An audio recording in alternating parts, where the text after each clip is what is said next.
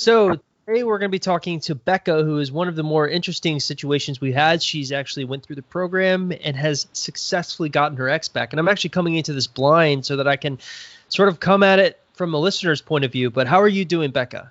I'm doing great. How about you, Chris? I'm hanging in there. Crazy times, what they are. Oh, yeah. But so I guess let's just hand the mic to you and you tell us, how did you find the group? How did you find the program? And just take me from, how did your situation start? Okay, yeah. So start to finish, we've been in a long distance relationship for the past 3.5 years. Out of the 3.5 years, 3 of them have been the long distance part, since I did go to graduate school in a different state in the middle of the country, because we're both from the West Coast and I went in the middle of the country. I actually chose to do my last year of rotations back on the West Coast so we can live together, to kind of delay this long distance and everything. And he got a promotion with his work where he was moving to the East Coast. So you plan everything to go meet up on the West Coast, and then he's like, nope, got to go over here. Yep. Okay. Yeah. Flipping coast over here. So he ended up getting a promotion with his job that required him to move to the East Coast. And I was very supportive of all of it. But with this promotion came a ton of extra responsibilities. So during this time, he's been swamped with work, moving across country, leaving his family. And so the stress kind of got to him, as well as me kind of, this was at the beginning of the pandemic. And so I thought that, I would go in quarantine with him since my school was switching to an online format. And so at the beginning of the pandemic, I chose to quarantine with him it was supposed to just be 2 weeks. And that's when all the stress got to him with work and everything, because everything was being switched to an online format for him as well. And he needs to travel for his job. So he was very stressed out and everything. And it ended up coming to, he broke up with me because 1, he was stressed out with his job. 2, he was pretty much just saying that it was honestly the stress, but also the long distance was getting to him. But I also feel like just the relationship was just one thing he could control. And the fact that he couldn't control his workload with, with his job position and everything. And so I thought that if I quarantine with him for a longer period than 2 weeks, then he'll regret this whole we're going to break up everything. Because pretty much he told me that he just needs space. He told me, he's like, I need space to find myself. You need to work on yourself. I need to work on myself. I need a month, just leave me alone for a month. And so my quarantine with him was supposed to be 2 weeks. I extended it to a month because I thought that maybe if I, maybe if I just quarantine with him and I'm just on top of him all the time, that he would want to stick with me. That was not the case at all. That entire time, at all. That entire time we were quarantined, we were pretty much fighting the whole time. And he was telling me stuff So not the no contact rule. The opposite of the, okay. Opposite. All right. Okay. Opposite. Yeah, so pretty much during that time that I was there, he was telling stuff to me you used to make me happy. I love you, but I'm not in love with you anymore. I care about you so much. I'll always be there for you. But I want to just focus life on myself and do my own thing. And so I had to leave his house a month afterwards because I was actually starting my rotations on the West Coast that following week. So I ended up moving. Moving across country and everything. But when he was kind of breaking up with me and everything, I ended up writing a 6-page letter, just full of emotions and everything. And I ended up giving it to him before I left. And on my flight over from the East Coast to the West Coast is actually how I found your program. I was just a hot mess in the plane. Yeah, I was just Googling everything I could and whatnot. And so the first week, I want to say I started no contact at the beginning of April, first week of April. And I broke no contact probably 2 or 3 times in the first week. And okay. Yeah. Pretty common. We see Actually, when I studied this, like 80% of people who try the no contact rule break it the first time. So pretty normal. Oh yeah, and then I was reading like your statistics on your page, like it gets like the efficacy of it starts getting less and less the more times you break it. Yeah, Yep. I was like, Finally, oh. someone who pays attention. People just don't get that, I guess. It's common sense, but I'm glad to see that you took it seriously. Oh yeah, well, after I broke it the first time, I took it more seriously. Yeah, you have to kind of make the mistake first. I mean, you learn from your mistakes. That's just how life works. Yeah. So I ended up that 1 month. So you did like a 30-day no contact rule. Yeah. So according to your program, when I bought it and everything, I did the calculations and I was only for a 30-day since there was no other woman involved and whatnot. So yeah, but I mean, I kept telling myself, I was like, you know what? Like, as much as I want to contact him, he also told me just like leave me alone for a month. And I'm like, you know what? I'm gonna do exactly what he wants. I'm gonna take his wishes. I'm gonna grant them for him. So during the first week of no contact, he was texting me probably every other day. I got a few phone calls and he was pretty much just like making up excuses to contact me, like, oh, did you change your Netflix password? Like, no, I didn't change anything. Just any random excuse. And it came to the point where I just didn't reply back to anything. He was viewing all of my Instagram stories, liking all of my posts on Instagram, and like just very following my social media. And I can tell too. So during that month, that no contact was probably the best thing I've ever done in my life, like post breakup.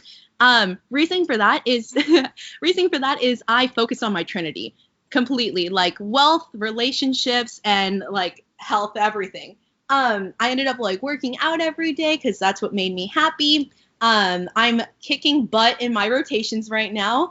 Highly considering a residency at this point because of like how great I'm doing and how much I love it. And I've been like, hanging out with like not hanging out, but like, Zoom sessioning with like my friends and family, which is really nice. But during this 1 month, I've always been like scared of my own shadow. And I don't know, like I'm very self-conscious about everything. And my self-esteem wasn't that high during this no contact of me just like working on myself, focusing on myself. Like I would come home from the hospital every single day and I would just sit in my backyard. I'm like, I'm so happy with my life right now. Like it came to that point and I was not expecting that. Like it just came out of nowhere, literally nowhere. And even when our song would play, I wouldn't cry or anything. So what's your song? What's your song? It's called, oh my God. It's called, give me a second. I have it. I think I'm just trying to think of when I met Jennifer, something from One Republic. Oh. Something. It wasn't Apologize. It was something else. Counting Stars or something like that. One. That's a good song. Yeah. So ours is called Home by Edward Sharp and the Magnetics. It's really good. Well, so if you're listening and you want to hear, look up that song. There you go. Good breakup song. It's really good because like that was our song like throughout our entire relationship. And at the beginning of no contact, every time that song would come on, I would just skip, like I can't listen to this. But in the middle of no contact, I started like getting the strength and everything. I want to say around maybe like 2.5 to 3 weeks of no contact. That's when I just like feeling 20-ish days, like 14 to 20 days, you started feeling like you're hitting a groove. Yeah, and it was just really nice because I just have never felt so confident before, and I was getting like positive reassurance from like my coworkers and my preceptors, and then I'm known at the hospital now as the very pretty pharmacy student, so that like boosted my confidence. Yeah, that's good. Like exponentially. But yeah, so I ended up telling my battle buddy when I was about to break 30 days no contact. I told her straight up, I was like, you know what? As much as it would suck to not get him back, I know that I will still be happy if I don't get a positive response or if I don't get him back at all. Like, I have a bright future. I'm very confident in myself. And like, I know the future's bright. And so ended up breaking no contact. And it was a really, really good, like, back and forth. So what did my do you remember the exact text message you used, or did you call him, or like how was the first interaction going?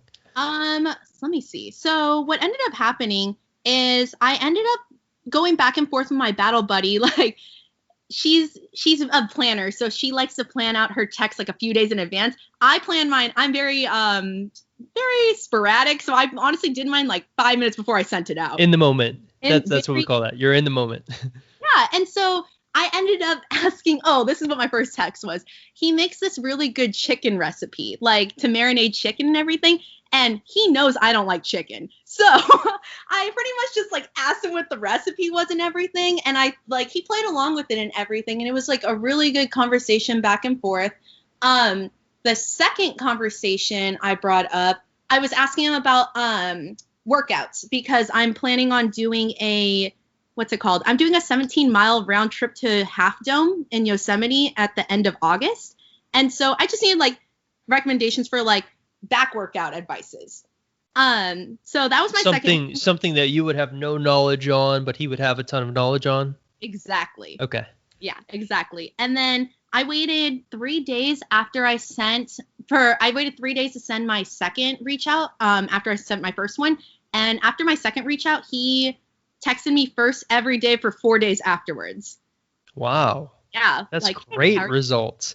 Yeah, I'm working with a client right now who's having a really interesting problem where she's texting her ex, but not getting responses. But when she calls him, it's like the phone calls go really well. So it just goes to show you every single situation is unique to whatever their environment is. And it seems like I'm guessing that your relationship was grounded in text messages a lot. Mm-hmm. Actually through Snapchat. And a big thing too. Yeah. And like a big thing too was during no contact, I actually deleted my Snapchat. Wow. Yeah. Okay. But you still kept your Instagram. So you were doing like the Instagram stories and everything like that. So he was still spying on you. Yeah.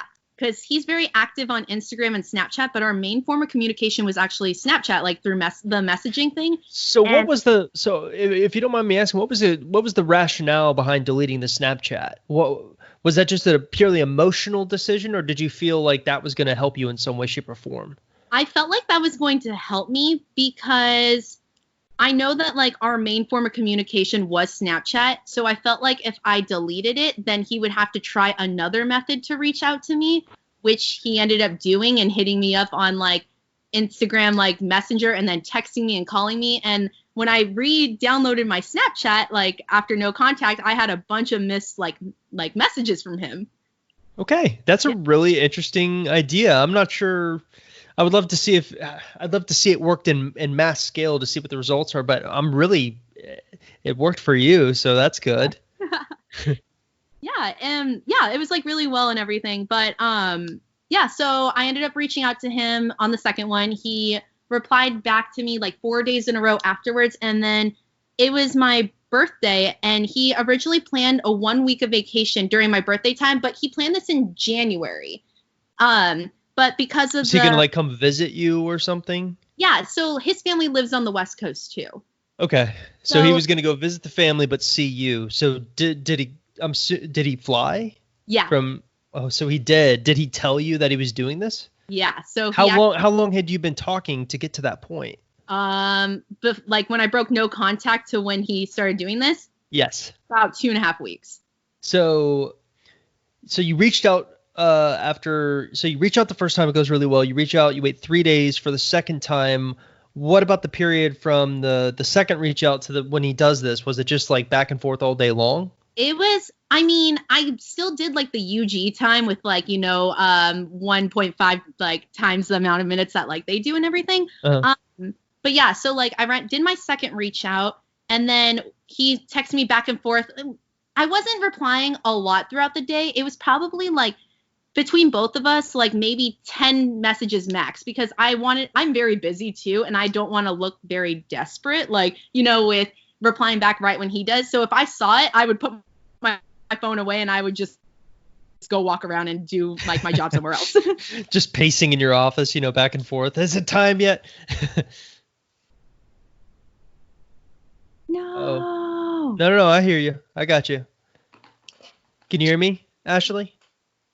Yeah, I can hear you. Okay. All right. Let's just continue on like nothing happened. Oh no, yeah, you're fine. I was like, oh no. Yeah, so like did my second reach out. He replied back 4 days back and forth.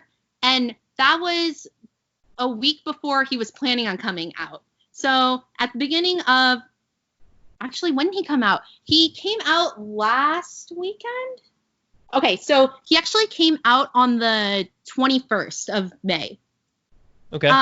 So it came out on the 21st, but he contacted me that Monday, the 18th. And he was like, oh, yeah, just letting you know, like, I'm actually still doing my vacation. You know, I do it for your birthday every year. I'm coming for your birthday week, blah, blah, blah. And I was like, oh, I didn't even think about, interaction, because that's jumping the value chain. Mm-hmm. And so I was like, okay, like, kind of skeptical about it. But I thought, you know what, like, I kind of went with my gut on this, mostly because he doesn't come to visit the West Coast often. And he was like, I would love to see you, like, all this stuff. And he was planning out a camping trip. And he was planning on a camping trip that week coming into visiting me, like in California. And what he ended up doing is, while he was on his camping trip, he kept texting me like, I miss you. I wish you were here. All this stuff. I can't wait to see you this weekend, because I went with my gut, and I ended up, when he asked me to like come and visit him for the weekend, I was like, I'll come down for one day. Like, plus I'm really close to his family too. So it was a little awkward, seeing him, because I didn't really know how to react, because we weren't together. We're completely broken up. I didn't know how to react when I saw him. And I was talking to my battle buddy about this. I was like, what if he tries to kiss me? And she was like, give him your cheek. I was like, or I'll give him my forehead. Would that be weird? I'd do the cheek thing. But so did he even try to kiss you at all?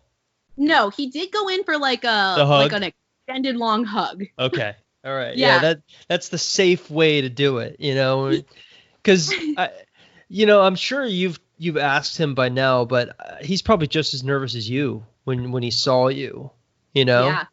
So how did the interaction go? And I'm assuming, it looks like from your previous relationship before this breakup occurred, you must have dated for a long time if you've known his family really well. Yeah. So we've been together. We're going on 4 years. Okay, so it's been a long time to really get your roots in and try to, like, his family, if he's got a sister or a brother.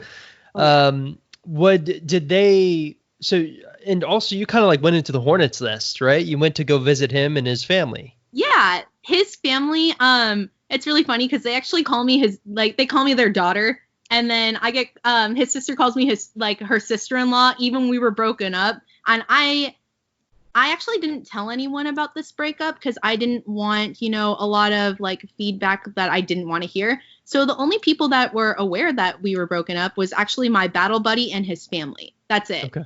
And so his family's been on my side 100% this whole time. And they really worked their magic with him. And it ended up like coming to the point where like our interaction when I came to visit them, it was really funny because his mom came up to me and she like whispered in my ear. She's like, don't worry, everything's going to be okay. And I was like, I'm freaking out. And she knew, she can tell. And so him and I, like, we went outside and we were just like sitting on the porch and everything, kind of talking about, he was like, how's everything going? How do you like your rotations? And he told me that he could tell that there was something different about me. And I was like, oh, like, what is it? He was like, you just seem so confident and very happy. I was like, I mean, I'm always happy, but like, what do you mean? He's like, I don't know. I think this breakup, like, are you happy that we broke up? I was like, no, not at all. Not at all. And then he asked, like the typical questions, like, are you dating anyone? Yeah. Did you return in kind? What do you mean? Like when he says, hey, were you dating anyone? Did you say, well, are you dating anyone? I actually laughed and I was like, no, I'm just really focusing on myself right now. Oh, I'm going to steal that. That's a really good interaction. That's a great response to it. You just laugh. Yeah. Yeah. I was just like, I just laughed it off and I was like, I'm really just focusing on myself right now. And I was like, what about you? And he's like, yeah, actually same thing. Like he wasn't dating anyone and he was just focusing on himself. And we didn't have like, he didn't tell me that like he wanted me back until a few hours later after that interaction. Because like we were just hanging out with his family, having fun, went, did our Costco trip, like just like, fun stuff.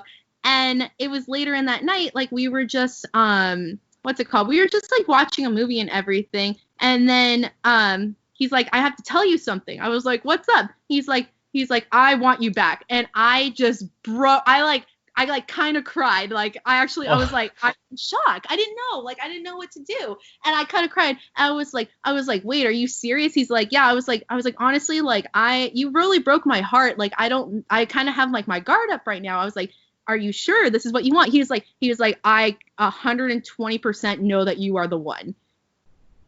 Yeah. And so it's like, about as good as it gets. I know, right? And he was like, I regret the breakup and everything. And he's like, I love seeing how happy you are. And he's like, I want your happiness to be in my life as well. So let me pause you right there. Let's go back to what you said when the breakup occurred.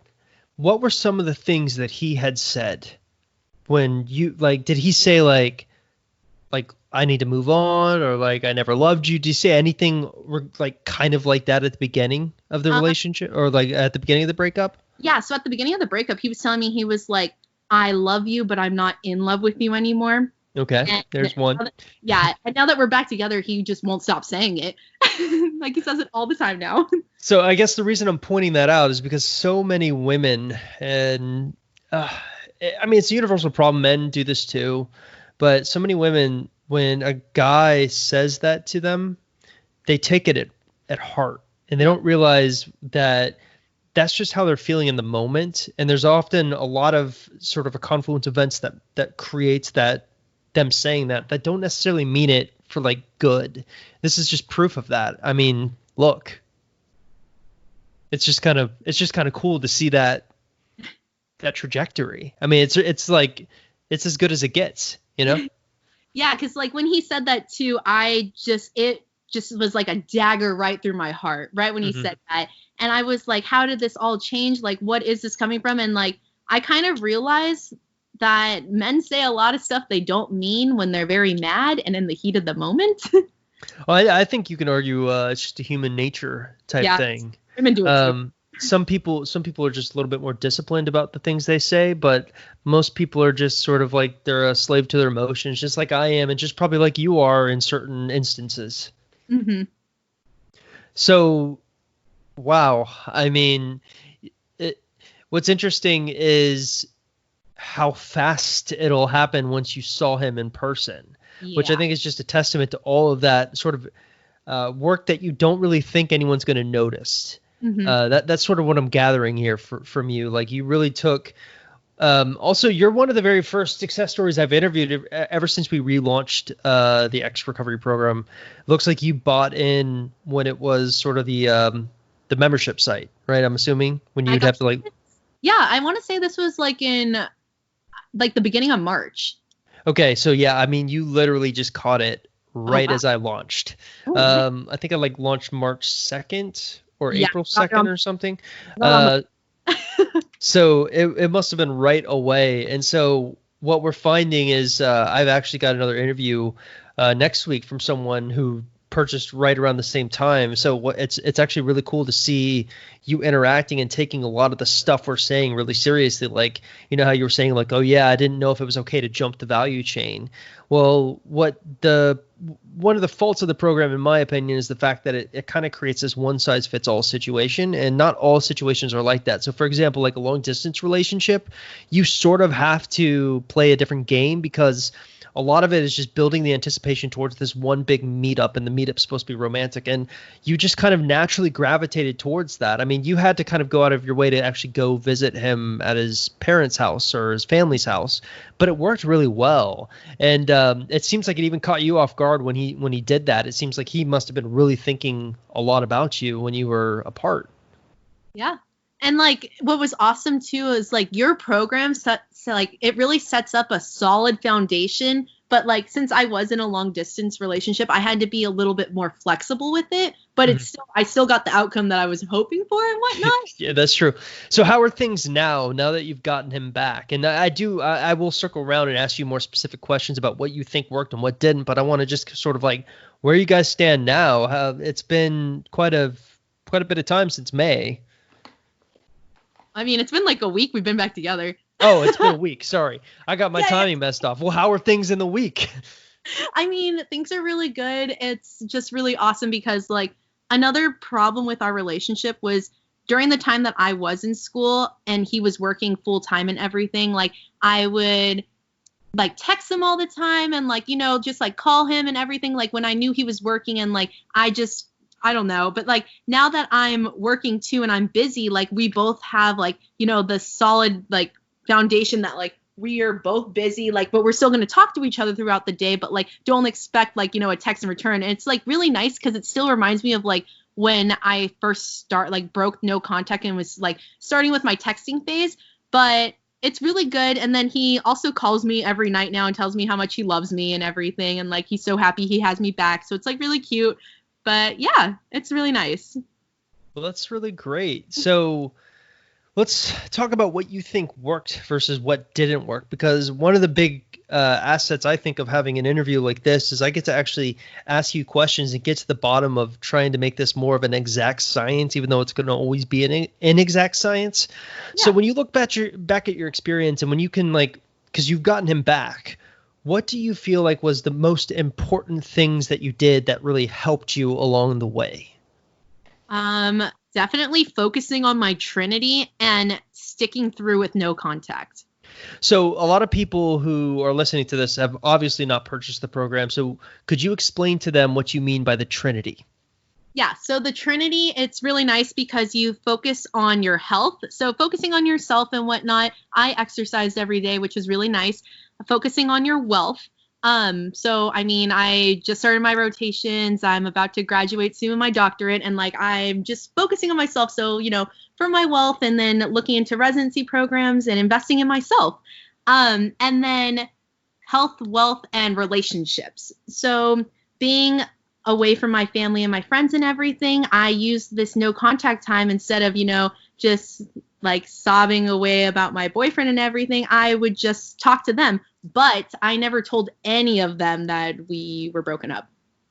Did you, when you were focusing on your relationships aspect, did you try to make any new friends, or did you just rely on the support? And because I saw you mention a bunch of times you had a battle buddy. Yeah. Who would you say was the most beneficial aspect, or when it came to your relationships outside of your ex? So outside of my ex, it was really nice because every time I felt like I wanted to text him, I would text my battle buddy. Like, she was there with me through thick and thin, and I'm there just for her just as well. And, like, we're trying to get, like, her ex back too. We're working on this. I think she's on text number 4 coming up. So we're working on this and everything. And she's been there through me through it all. And I honestly don't think I would have been able to survive no contact if I didn't have her.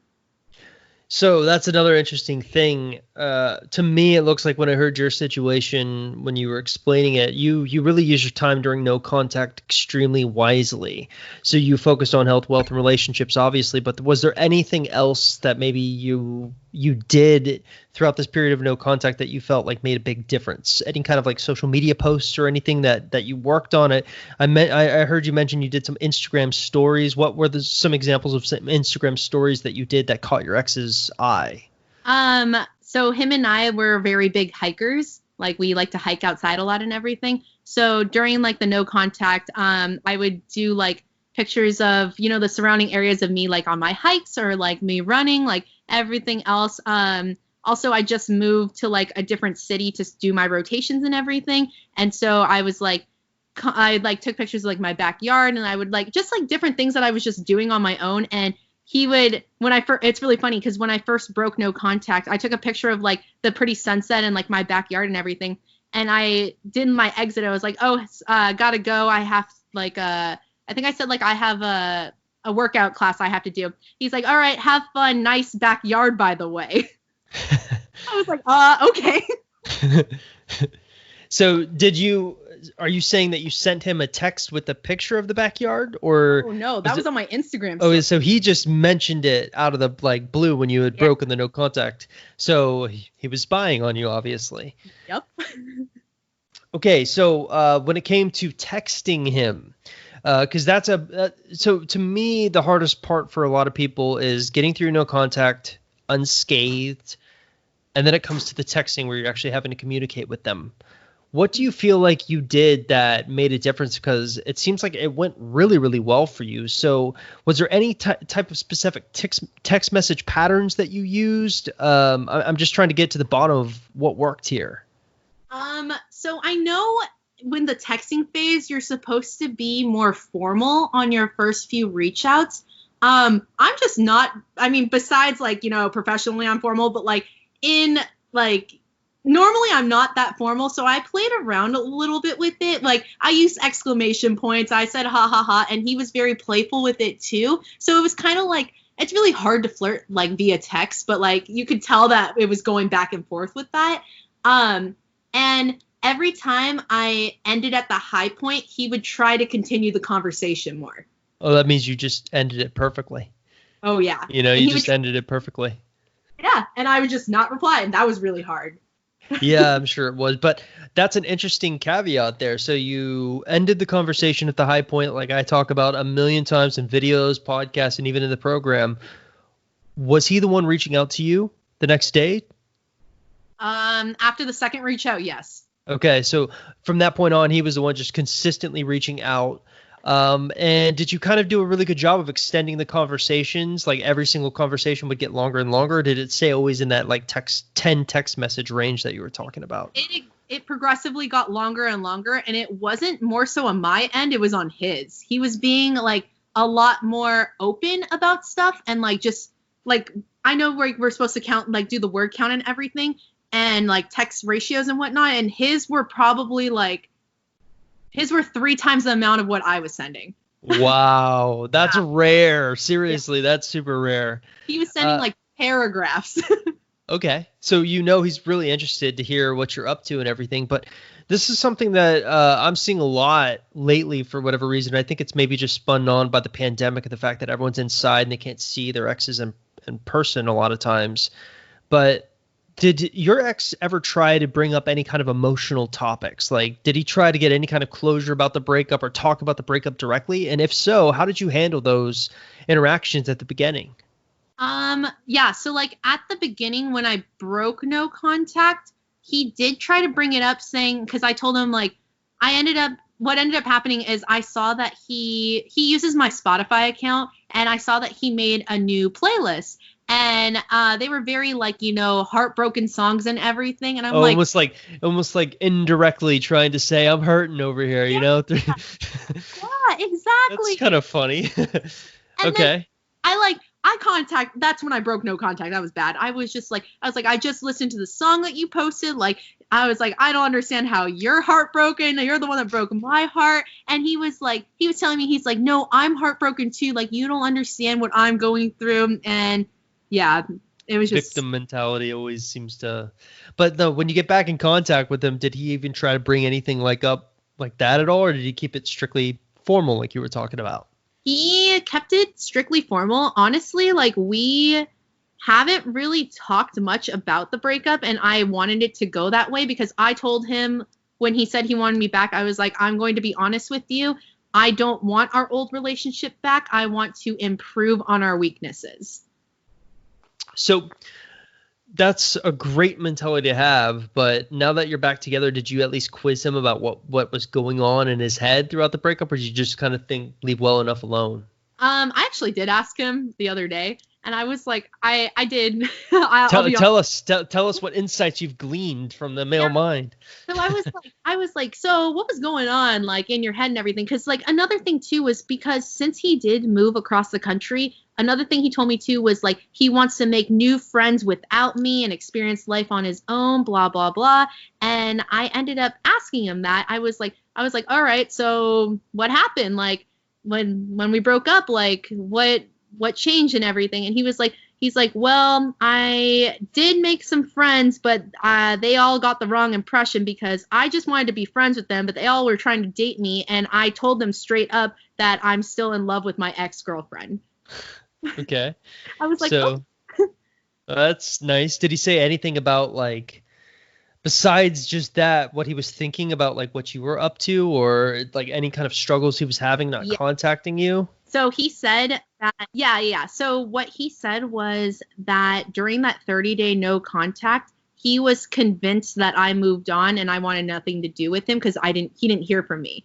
And he said that every single day he would go to bed thinking about what I was doing.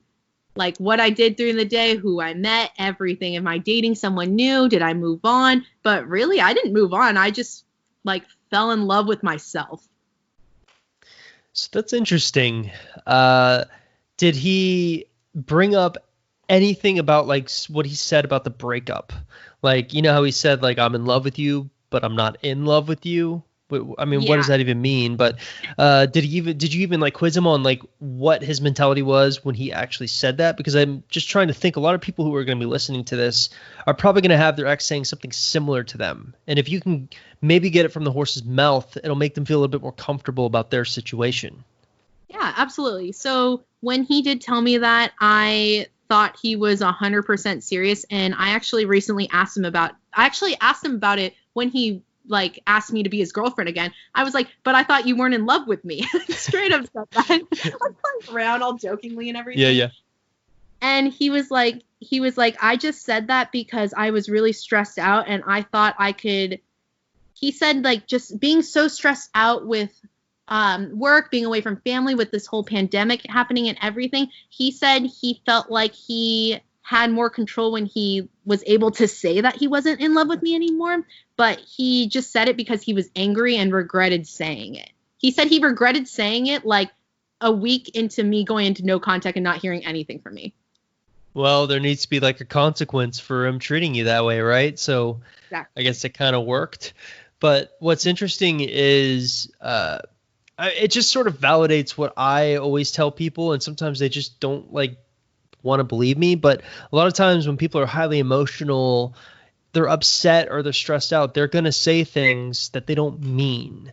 Sometimes they will mean them, but this is a case where definitely he didn't mean it. It just seems like all of the stress factors just kind of imploded on him, and he just wanted to lash out at, like you said, you mentioned you thought it, like the breakup was the one thing he had control over in his life, and he wanted to exert that control in some weird way that made him feel better, but ultimately he just hurt himself.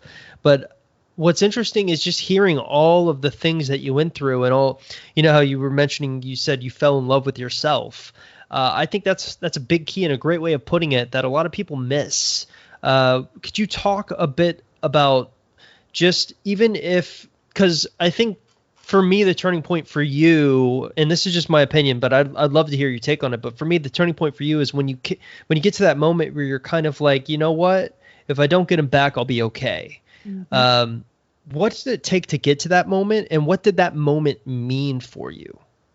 Yeah, that moment honestly meant everything to me, because that was the moment that I realized that, I mean, we've been together for almost 4 years now, and like I haven't been single in a while. And so it was that moment where I was just really proud of myself with how far I've come, because I've always felt like I needed to be dependent on someone else, even though I'm extremely independent, which is crazy. But like, it was just, that moment was the turning point for me, where my self-esteem, my confidence boosted and everything. And what I would do is, at the beginning of no contact, when I was crying a lot and everything, I would actually cry in the mirror. Like I have this thing where I talk to myself. You'd cry in the mirror? Yeah, I cried in the mirror because it allowed me to just get everything out, but then I could tell myself, you're going to be okay. And so the first week I was crying a lot, but I would cry in the mirror and everything. And I'm like, okay, like have my breakdown and whatnot. And then week 2 happened. And that's when I started telling myself, like, you know, like you're going to be okay. Like, everything's gonna, like, you have a bright future, like everything's just lining up for you right now. And then week 3, that's when I started telling myself, like, that's also when I heard, like, at the hospital that I'm like the good looking one and everything. And that was like huge confidence. Get a bit of confidence, you know, that never hurts. Helps you along a bit. Yeah. And then that's when, that 3rd week, that's when I was looking in the mirror and I was like, oh, you're a catch. I would just like tell myself this all the time and everything. And then it's kind of cute, actually, looking in the mirror. Yeah, it's just like I'm a very like positive and like happy person, and that breakup, I've never been at the lowest point in my life, and the one person I really wanted to confide in, like I just couldn't. Well, overall, to like learn myself. Yeah, I mean, it's just amazing that would you say it seems to me like no contact was extremely hard because you're in that state where, like, for the first 2 weeks you said you were like really having a hard time, but it was really between that second and third week that you start to kind of feel a lot more confident with yourself. Would you say for those people who are struggling with no contact right now, it's just a function of getting through those first 2 weeks, that real hard period of time? Before, and obviously you were doing a lot during that, those first 2 weeks. Did it take you a while to kind of get the momentum going with some of the stuff you were working on for your Trinity? Yeah, so like the thing is with me is when I answered that, I actually did the quiz on your page with like, what are the chances of getting your ex back and whatnot. And for you, it would be 100%, but I'm sure that's not what it said. No, it said like 76. Okay. And so I ended up like, there's one question at the end and it was like, how do you deal with uncertainty well? And I was like, yeah. And like, I feel like I should weight that question more to give people but it's hard to weight everything because there's like 25 different questions it asked. But yeah. So you answer that question and what goes through your mind? It's just funny because like when the breakup first happened and I took that quiz and everything, it's like, do you deal with uncertainty well? And I was like, no, not at all. Like, not at all. And then I took it again, like in week 2, and it was like, do you deal with uncertainty well? And I was like, you know what? I actually do. Like, that was kind of the turning point for me. I was like, okay, like, you know, everything's looking up right now. Like, I just feel like I'm feeling good about myself. And like, I'm just like, I just know I'm making the correct like strides that I want to make in life. And I set a lot of goals for myself. After like during that first week of breakup, I set at least like 4 different goals for myself. Like, well, one that had to do with health, one that had to do with wealth, one that had to do with like, you know, what's it called? Like my profession and everything. And another one was just like something that just makes me happy. And so I was able during no contact to just like keep those goals in mind, but also knowing that like, I know that 30 days sounds like a lot of time to not talk to someone, but honestly, it flies by when you keep yourself preoccupied. It does. Yeah. So it also depends on the individual because some individuals, no matter how much you can tell them to get through the no contact and keep themselves occupied, they can't help but themselves but just obsess about what their ex is doing and what they're up to. But you seem to, for me, one of the reasons I think you succeeded so quickly is your attitude. You kind of have a happy-go-lucky aspect to yourself, and I think that's really a good attitude to have throughout really a dark time. Just when you take the pandemic and everything, but you add a breakup on top of it, it's extremely stressful. But having the happy-go-lucky approach just throughout the entire thing, maybe not the first 2 weeks of no contact, but that seems to really have helped you along. Oh yeah, that's honestly like the first 2 weeks were really hard because I was honestly like, I've never been depressed before, but like that one, I got to like my all-time low where I was like crying, hard to fall asleep. I would take like melatonin to go to sleep just so I could like make sure I'm up for work the next day and everything. But yeah, I think it was like at the end of week 2, I told myself like, I was like, you know what, today's the last day of like me crying and like sobbing over this. Like, I really need to work on myself. I was like, if he wants me back, you know what, he's going to work hard. He can get me back, but I need to make sure that he made changes as well. It almost seems like you just got angry at a certain point. You're just like, I'm tired of feeling this way. You know, I'm going to change it. Yeah, like I don't ever feel like, you know, sad and everything. So it was a weird feeling for me and I didn't like it.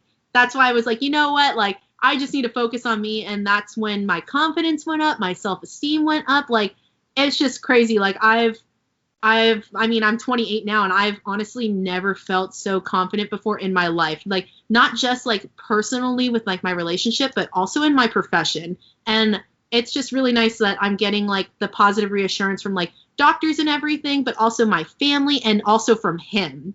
Yeah. Which are the areas of your Trinity, right? Exactly. Health, yeah. Health is kind of going to be determined by yourself, how you feel, but you're always going to feel good if you get at least some workout done or something.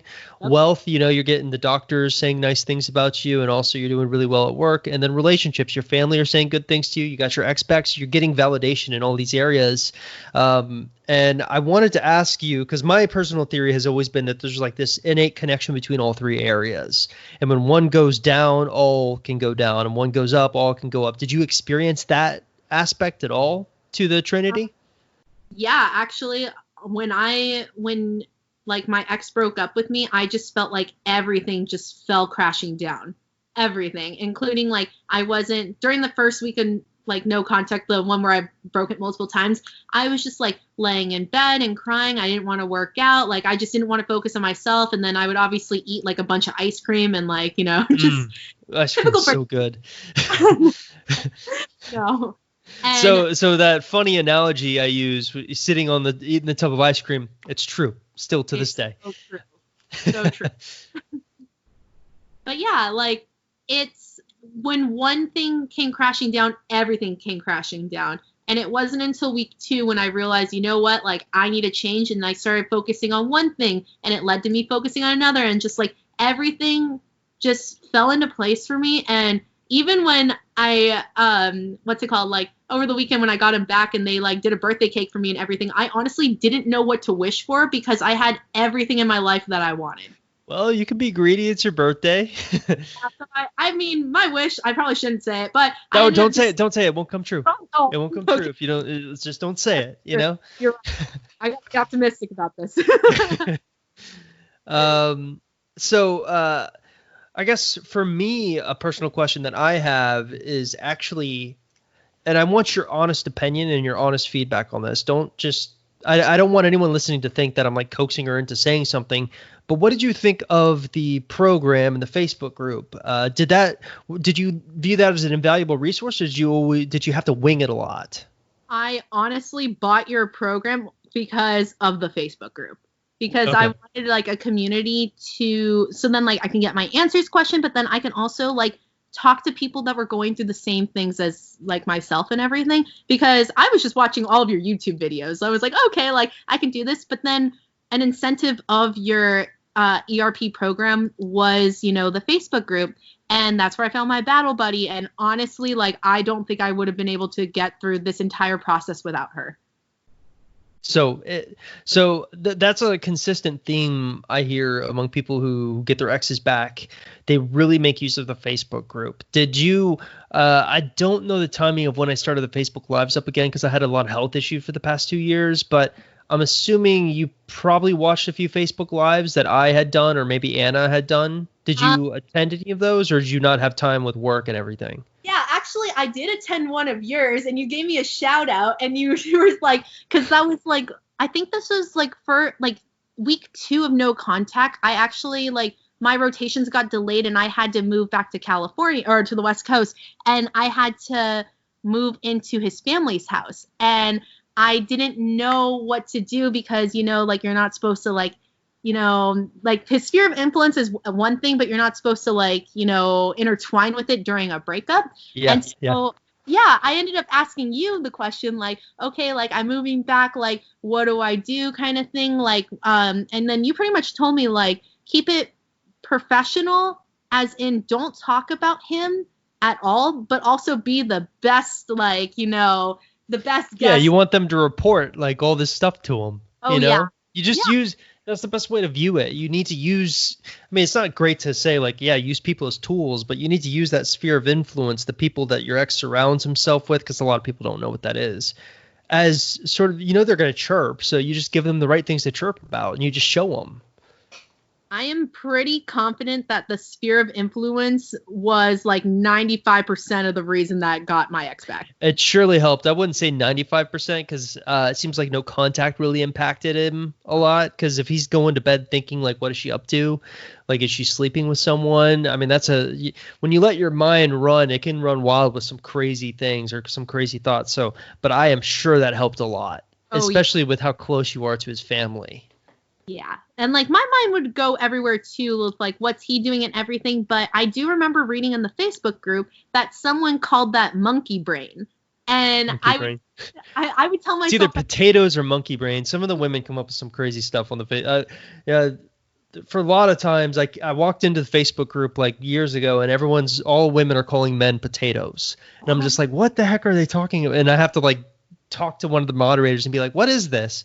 So, just crazy terminology, I guess. Monkey brain. Uh-oh.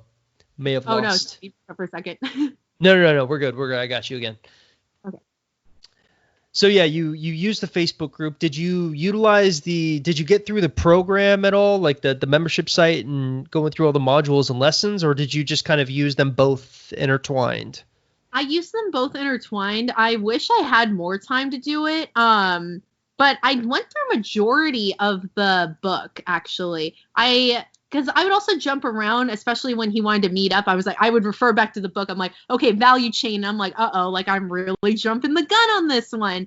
Sometimes opportunities are too good to pass up, so I'm glad you did. Thanks. Yeah, even my battle buddy was telling me too. She was like, "You're jumping the value chain here." I was like, "Yeah, but you got to think like I have to be a little bit more flexible with this." She's like, "Yeah, you're right. Like, when's the next time you're going to see him?" I'm like, "Yeah, okay, let's do this."